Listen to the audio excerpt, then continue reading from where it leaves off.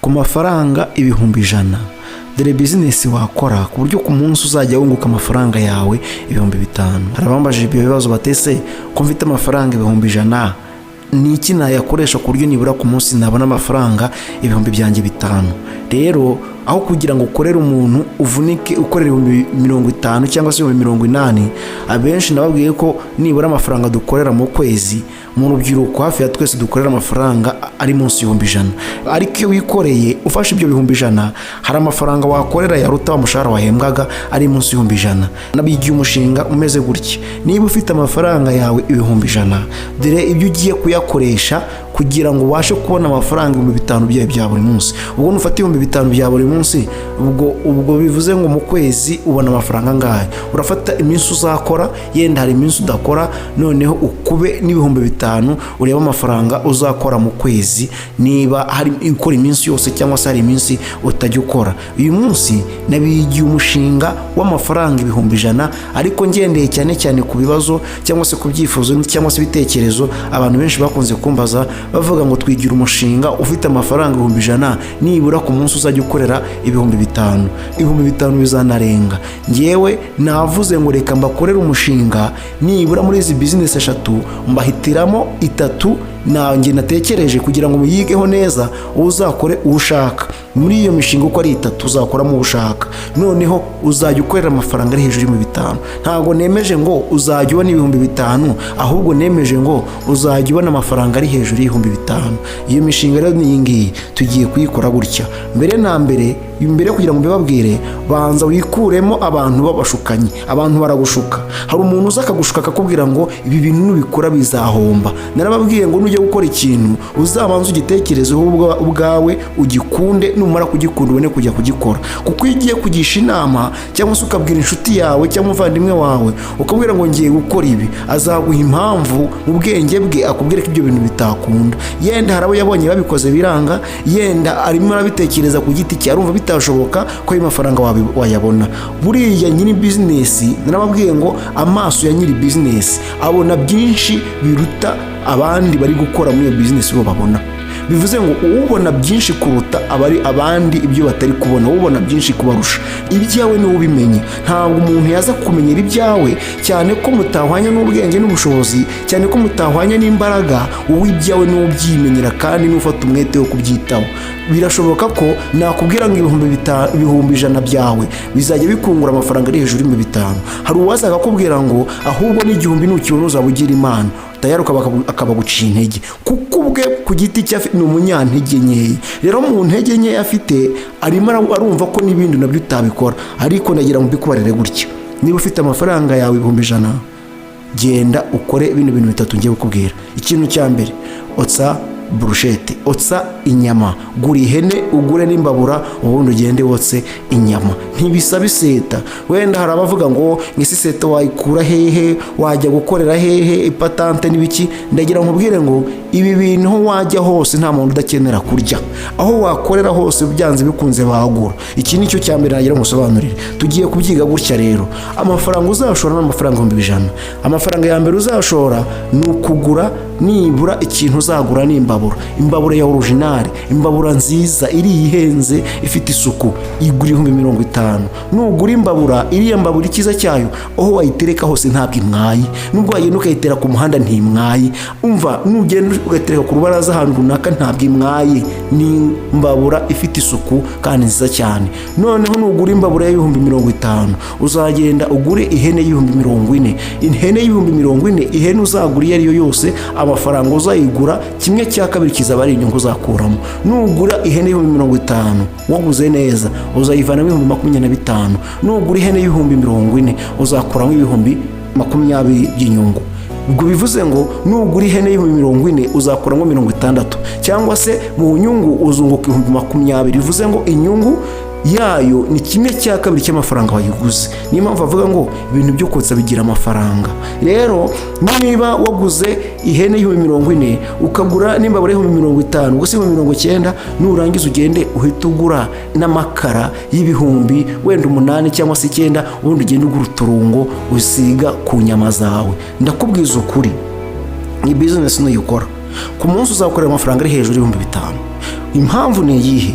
Ni uko burushete abantu bose bazikunda, nta muntu utayirya kandi bihiye wayokeje no ku mugaragaro aho abantu bose bareba, bitandukanye n'abandi bagenda bakotsa akakuzanira utazi ngo ni iki, cyangwa se ese ni ihene yabaze, ni intama se, hari n'ababeshyi bumva ngo ni imbwa n'ibiki. Ariko iyo wabaze itungo urireba ku karubanda warimanitse hariya ukazajya uyikata ukayotsa abantu bose bareba, nta muntu wese utaza kuguha icyashara byanze bikunze bayigura. Rero niba washoye ayo mafaranga kandi uri ufite imbabura nziza kandi uwo nawe ubwawe uri smart urakeye, nibaza kukugurira, nugira amahirwe irahene izashira, nishira uzakora amafaranga ari hejuru y'ibihumbi 10.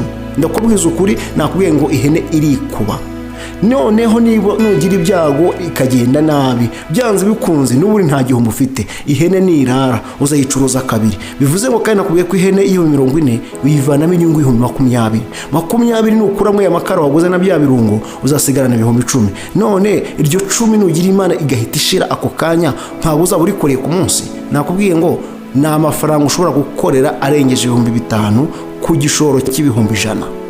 Niba washoye ibihumbi 100 urakorera amafaranga ari hejuru y'ibihumbi 5. Noneho kuri izi nyama zo kuri brushette ushobora no gukorera ibihumbi 10. Iyo hene nishira urakorera amafaranga ibihumbi 10, kandi nanone nitanashira urakorera ibihumbi 5 byawe kandi birenga. Nabaze ko niba amafaranga wavanyemo hari ibyo ntabaze, ntabwo nabaze imifupa, ntabwo nabaze igihanga, ntabwo nabaze iki, ariko nuyotsa neza ndavuga brushette zonyine.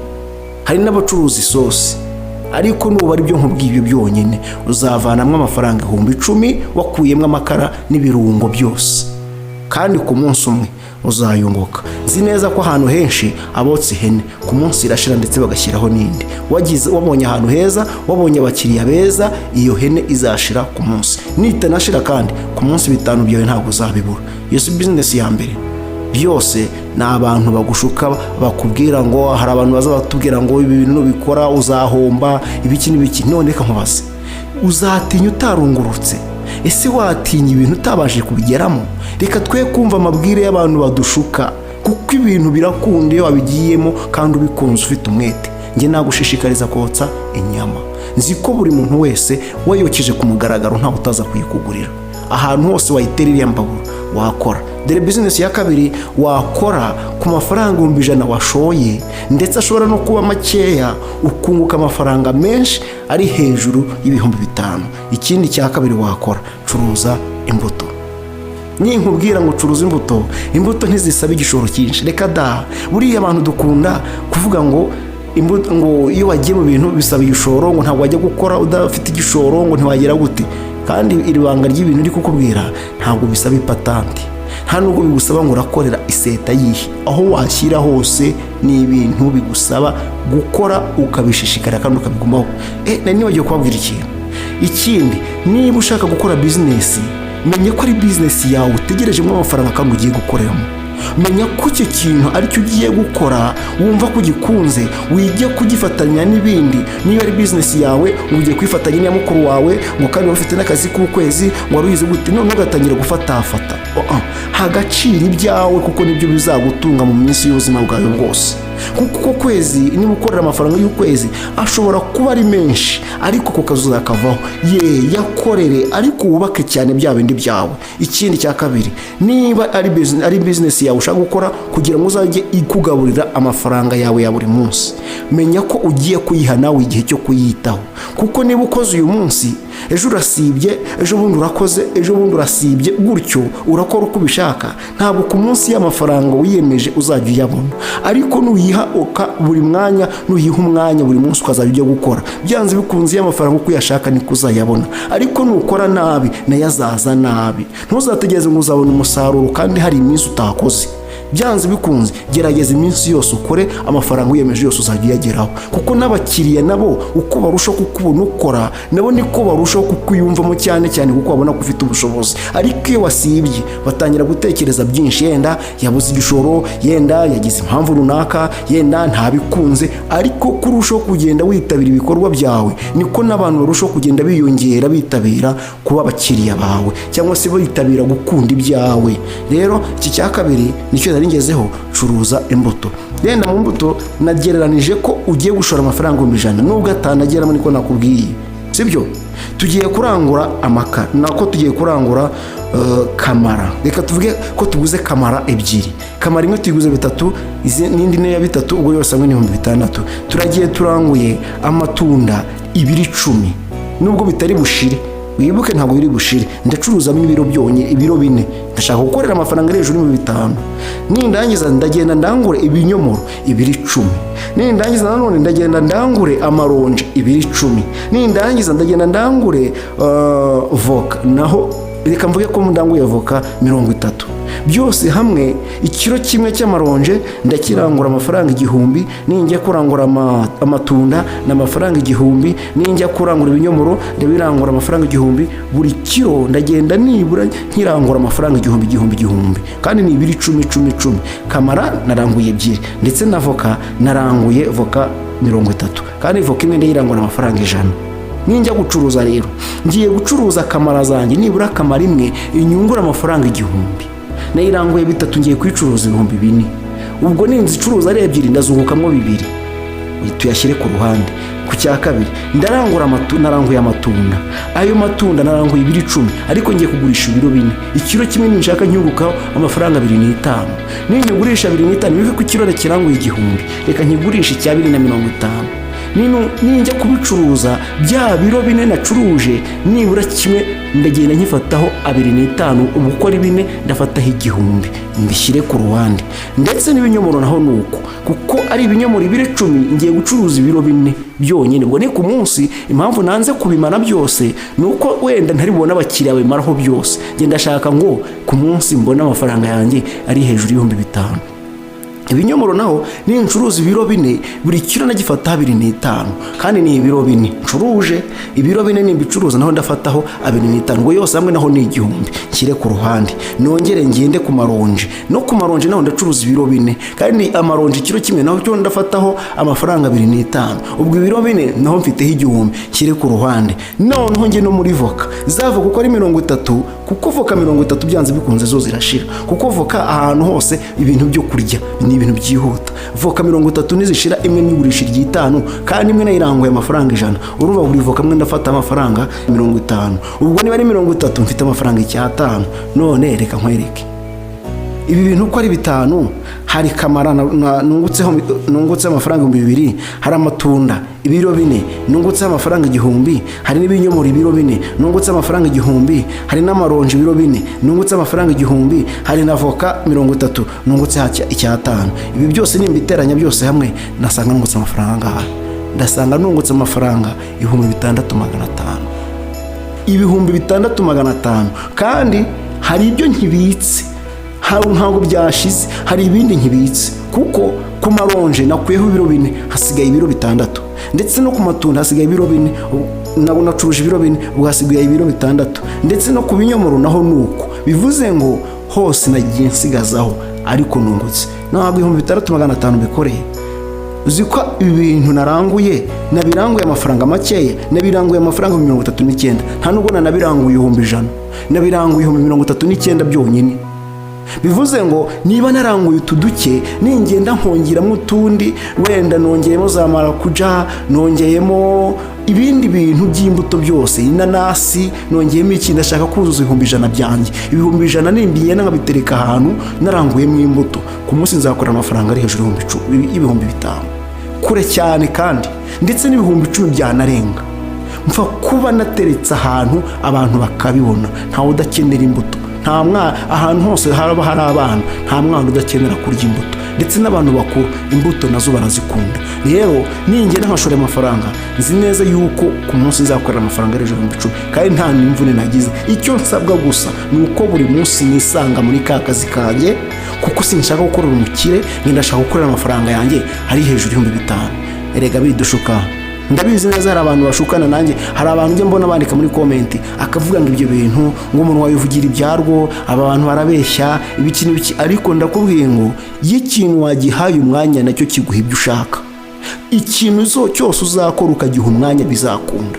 Ariko nugira ibyo ukora ujabiriye ubirimo cyangwa se ntunabirimo ukaba ubyitayeho utanabyitayeho byose ubona ko utabishaka, byanze bikunze bizagenda nabi. niba urimo noneho nabo guca intege n'amagambo menshi n'ibiki byose bizagenda nabi. ariko nubiha umwanya wawe ukabikora ubikunze, mu gitondo ukazinduka nk'ukuzindukira mu kazi ka leta, nimugoroba ugataha nk'uko utaha unaniwe uvuye mu kazi ugiye mu byawe, ku munsi uzakorera amafaranga ari hejuru y'ibihumbi 5.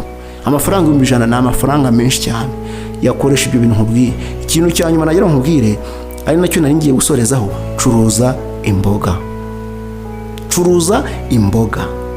imboga nimvuga imboga wumvemo dodo rwatsi, cyangwa se wumvemo amashu, cyangwa se wumvemo inyanya, wumvemo za karoti, pavuro, seleri. izo mboga ziriya dukenera za buri munsi, uko buri munsi buri muntu wese umuturarwanda, si n'umuturarwanda wese, ahantu hose abantu bari bakenera guhaha. kandi imboga ni ibintu bihahwa buri munsi, ntabwo bizigura ngo uragira urahunitse. ni ibintu ugura ukagenda ugahita ukoresha ako kanya. intoryi ntawe udakenera kurya intoryi, inyanya ntawe udakenera inyanya. ibyo rero kuko bikenerwa bya buri munsi, bikore. nibura abo baturanyi bawe cyangwa se abantu ba muri karitsiye bazi baguhahireho. izi mboga ntabwo n'amafaranga 100 nabyo bizageraho, nta bihumbi 100 bizageramo pe. amafaranga yose uzashoresha yangahe, ndatekereza 50 ari menshi. kandi 50 nubikora gutya, nzi neza ko imboga kuko zikenerwa na buri muntu wese uzakuramo amafaranga 50. kuko ku munsi ntawe uzaza kugura, nubura reka tuve kubonye abakiriya 20 baje kukugurira ku munsi, sibyo? 20 baje kugura ku munsi. uje kukugurira imboga, uje kukugurira ishu, ntago ajyana ishu ryonyine, arajyana n'inyanya. najyana n'inyanya ashobora no kujyana na karoti, ndetse arajyana na pavuro, ajyana n'intoryi. nabijyana ejo hazaza undi, nako mu kanya haraza undi nawe atwara ibindi, mu kanya haza undi nawe atwara ibindi. bivuze ngo ibintu waranguye, nushaka waranguye ibintu byo 30 cyangwa 40, mu kanya biraba bishize kandi babimaze. kandi ari prime ya saa sita tudashyizeho ibya nimugoroba. niba ari ibya saa sita nimugoroba hakaza bakongera bakagaruka, amafaranga yawe 5000 uraza kuyarenza. erega nuko ducibwa intege n'abantu, kuko twumvise ko abantu bavuga ngo ntibyashoboka bitewe n'ahuye n'igikomere cyabyo, ukumva ko bitakunda. bino bintu birakunda, ubikoze byakunda. izi business nuzikora amafaranga ari hejuru y'5000, nzi neza yuko uzayarenza. ngira ngo abantu bari bafite ikibazo bambaza ngo nimbigira umushinga wakora ufite amafaranga 100,000, reka noneho ukurikira ibingibi. nta nubwo n'100 rizageramo. aho rizageramo n'umuntu uzacuruza inyama, ho bizageramo. ariko uzacuruza imbuto, uzacuruza imboga, ni ukuri kose nushora 50,000 bizakunda. kandi nukoresha ibyo 50,000 ku munsi uzasanga wunguka amafaranga ari hejuru y'5000. ntabwo uzunguka munsi y'5000, nta nubwo uzunguka 5, ahubwo uzunguka amafaranga ari hejuru y'5000. ibintu nubikora bizakunda. ikibazo tugira rega ni kimwe, ni uko abantu batubeshya. icyo ni icya mbere. icya kabiri ni ubwiyemezi, ahubwo ukumva ko ayo mafaranga kuyashora abantu baguseka, ukumva ko utabikora kugira ngo abantu bataguseka. nicyo kibazo, nta kindi. none se wundi udafite ikibazo, ubu musore yatinyuka kujya gucuruza inyanya n'intoryi na karoti na pavuro? ntabwo yabyemera bamuseke, ntabwo yabyemera. ahubwo arashaka akazi ka leta keza ka gisirimu, arimo arashaka igishoro gifatika ngo ajye mu mangazini afuha. oya, amafaranga make yunguka kurusha menshi. ibyo twita bike nibyo bitanga amafaranga. ndaguha urugero. niba tubaze ko ku munsi yakunguka amafaranga ari hejuru y'5000, mbwira business wakora. wenda reka tuvuge ngo ugiye mu mangazini, uzi ko ushobora kujya mu mangazini ugataha nta n'ibihumbi 3 ukore, cyangwa ibihumbi 4, cyangwa se ugatahana n'ibihumbi 5 wayakoreye, mu gihe undi yarashoye make kandi mukanganya inyungu. erega narakubwiye ngo nta muntu n'umwe w'umukire ubaho utaratangiriye ku tuntu dutoya. bose batangirira ku duto, ahubwo bikazamuka bakagera kuri biriya binini. ariko inyungu ahanini ibonwa n'abantu bashoye dukeya. utwamake nitwo tugira amafaranga. aho uri gutinya ni naho wakugombye gutangirira. ahubwo ntabwo watinyuka gushora 900,000 cyangwa se miliyoni utarabanje gutangiza nibura 30,000 ngo banze ugerageze umenye ko ubuzima bumera, umenye kuzunguza umutwe, umenye ko ntabwo byakunda. utangirira kuri uduto tukakwigisha, tukazakugeza no kuri bya bindi twita byinshi binini. Tangira kuri twa tundi dukeye. Rero ndagushimiye, nizere ko nguhaye ibintu by'agaciro, nizere ko ufashijwe, kandi nizere ko abantu bamwe bafite ikibazo cy'igishoro cy'amafaranga makeya ku nyungu nibura itari munsi y'5,000, nizere ko mushubijwe, nizere ko nguhaye ibintu byiza. Rero nizere ko wakoze subscribe, like, wandike mu comment niba ufashijwe cyangwa se unyuzwe n'iki kiganiro. Ndagushimiye rero, urakoze.